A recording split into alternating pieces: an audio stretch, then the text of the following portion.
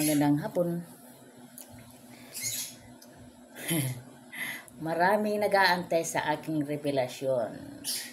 Isang revelasyon about sa aking pagka-monetize. Kasi alam ko maraming nag-aabang bakit hindi pa ako nag-apply, bakit antayin ko pa ang December. 'Di ba? Alam ko na maraming nag-aabang sa akin kasi nakikita nyo naman na marami talaga akong viewers, 'di ba? Ng mga nakalipas na weeks. Oo, aminado ako. October pa, nakuha ko na ang 4K. Ito kasi ang katotohanan. Pasensya na kayo kasi ngayon lang talaga sinabi ko. Kasi kung sasabihin ko kasi namin yung Mami Isa ni Sisnes nung nangyari na yun, maraming uwindang. Kasi baka sabihin nyo pa na bakit hindi ko sinabi, na baka doon ako na ganyan-ganyan. Actually, last October, second week ng October, nag-apply ako. O, di nagpag-apply ko, kasi nakuha ko na agad ang 3K. Nagkasunod lang ang 3K tsaka 4K, na pagsabay siya. Nung pag-apply ko, doon nasagot na. Kasi bara, nagtaka si Mami Isa, bakit medyo tumagal, kasi ang pag-a-apply yata is 2 to 3 hours lang ata. Sa akin, halos mga mahaba-habang oras. Nung pag-check ko, sabi ko, Mami Isa, ano ba to? Sabi ko, Rios. Ayun ko. Siyempre, parang gumuho yung mundo ko nung time na yun na Rios ako. Pero, aminado na ako sa sarili ko nung time na yun kasi sabi ko nga, kung ibibigay sa akin ito ni Whitey, thankful ako. Pag hindi, okay lang. Tanggap ko na, sabi ko.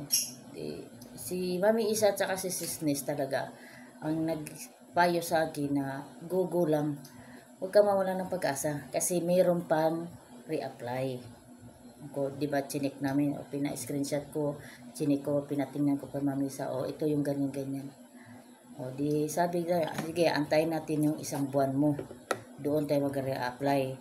Ngayon, ang gagawin mo, maglinis ka ng video mo, yung channel mo, linisin mo kasi karamihan kasi talaga sa mga video ko is akin yun, original sa akin galing. Ang problema kasi, may mga, kagaya sa Facebook, di ba, na kinukuha ka ng mga clips or mga dinadagdag tayo nga para magiging kakatawa siya. Ganon. Yan kasi ang ina-upload ko. Yung galing kayong missing video na galing sa Facebook, ina-apply ko din sa YouTube. Hindi ko siya na-edit. Kasi kung ano yung video na nandun sa Facebook, ganun din sa YouTube. Siguro kaya dun ako na-reuse. Yung ginawa ko, dinilit ko na lang siya. Sabi ni Mami Isa, total kayo nag-delete ka kasi pag nagpa-review ka kasi dun yun sa option 1 magpa-review yata kung sa'yo talaga yung content na yun o hindi. Hindi, sabi ni Mami Isa, wag antayin dun ka na lang sa option 2. Kasi sabi diba sa option 2, maglinis ka lang. Mag-delete ka, ayusin mo yung thumbnail, yung description. Kaya paglinis ko doon, nag-check ko. Ayun pala, sa profile natin, di ba may nakalagay doon description. Isa din pala yun sa tinitingnan ni Whitey. Tsaka yung thumbnail natin, mga hashtag. Dapat isa yan sa mga tine-check ni Whitey pagdating sa review. Kaya always check your channel. Lagi mong about dyan sa thumbnail na yan, mga hashtag, yung sa description, kung ano ang magiging purpose mo, bakit ka pumasok sa pagiging YouTuber. Dapat yun ang magiging ano mo doon. Wala kasi ng time na yun, wala akong nilagay pa kasi, syempre, excited. Hindi ko nilagyan yun. Pero dapat kasi talaga nilagyan ko yun. Hindi ko pala alam, nakalimutan ko lagyan. Nandun na tayo, fast forward na tayo kasi para mabilisan na lang. Di na-reuse ako. Pagka-reuse ko, di siyempre, 1 month, November 13, magre-reapply ako uli. Grabe, almost, hindi nyo lang mahalata na talaga na depressed ako nung time na yun kasi hindi ko pinakita nilihim talaga namin yung tatlo yun. Kasi ayaw ko na baka pati yung naging screencast maapektuhan. Kaya nilihim namin yun. Kaya hinayaan, di ba sabi, kung pumapasok kayo sa live ni Mami Isa, di ba lagi niya sinasabi na, choice nyo yan, mag-screencast kayo, wala namang nagbabawal Wala nadidimo sa screencast. Pero ako, sa tingin ko talaga, ang screencast is, hindi siya bawal. Hindi siya bawal kasi parang pinopromote mo lang naman yung ano na yun, video na yun. Basta pagdating kasi sa screencast, kahit hindi mo siya video, basta bigyan mo lang siya ng buhay or magiging creative ka, parang magiging original mo na rin yun. Parang sa'yo na rin. Ganun ang ginagawa ko. Ine-edit ko siya sa CapCut, binibigyan ko siya ng buhay. Kasi kinuha ko yung video na yun sa ibang platform, hindi siya ganun ka sigla. Ang ginagawa ko, nilalagyan ko siya ng konting speed, mabilisan, or basta yun na yun. Kasi diba sabi nga, magiging creativity tayo para mabuhay ang isang video. O, yun ang ginawa ko. Sabay inedit ko. Yung mga title, number 1 din yan, mga title natin. Dapat hindi magkapare-pareha.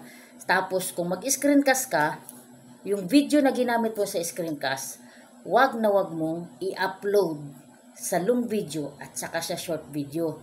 Kasi, matatawag pala na reuse yun. Karamihan sa akin, ganun ang nangyari. Kasi kung anong nil-upload ko sa long video, kinakat ko lang siya ng konti, yun ang nil-upload ko din sa short video. Yun ang napansin ko sa akin dati. Kaya na-reuse. Tapos di okay na. Di umabot na inaantay ko November. Ano lang talaga, tahimik lang kami, ayaw namin sabihin. Kasi baka sabihin nyo kasi bakit tinago namin. Kasi alam ko, bakit si Karin di pa nag-apply? Ang lalaki ng mga views, di pa ba niya nakuha? Di ba lagi ko sinasabi, December pa ako mag-apply, December pa. Kasi ayaw kong masaktan ako pagdating ng November, kasi November 13 ang reapply ko uli. Nung pagdating ng November 13, hindi pa nagpakita ang reapply. Kulay gray pa siya. Pagdating ng 14 ng umaga, yun, nagkulay blue. Sabi ko, Mami Isa, ikiklik ko na ba to? Tulog. Pero lakas ng loob ko. Pero kasama na talaga ang pagdadasal nun. Hindi mawawala yun. Na-apply ko. Nandun na-check. Bago ko siya i-apply bago ko in-apply, nag-re-apply, nagsabi na si Mami si Isa sa akin ng gabi na yun, 30 ng gabi, kasi kinabukasan ako nag-re-apply. Gi-private ko yung mga screencast kong matataas. Basta simula akong nag-screencast, gi-private ko yung lahat. Nakasarado yan. Di okay na, kinabukasan, nung nag-apply ko kinabukasan, di okay. Sabi ko, Mami Isa, bakit ganito? Sabi ko, bumalik ako sa 2486. Sabi ko, hala, bakit ganun? Okay naman. Nag-suggest ko, buksan mo uli, i-public mo lahat yung mga na-screencast mo. Kasi baka baka bumalik, tumaas yung mo, watch hour. Kasi baka bumaba ang mo. Binalik ko. Ilang oras nag-antay ako. Pagbalik ko, pag-check ko uli sa YouTube Studio, sa White Studio nga, yun, nakita ko agad, congratulations, yung kulay yung sa tricky yun. Di nag-set up na ako. Di na ako nag-set up kasi nag-set up na ako nung last October eh. Di okay na. Tapos sabi ko, andito pa rin yung 2.4, ba't hindi nawala? Kung sabi ni Mami Isa, bakit hindi ka na sa 3,000 ka lang, mataas ng mo. Di, abangan na lang natin Business Isa bukas, baka nag-a-update yun kasi di ba na-close ko nga yung mga matataas kong views na galing sa SNR, galing sa screencast. Di, pag-check ko ng hapon, bago ako magsundo sa anak ko, haba, mayroon na naman lumabas na yun sa 4K. Di okay na. Naging yung niya. Tapos yun. Kaya, maraming grabing paghihirap po ng time na yun.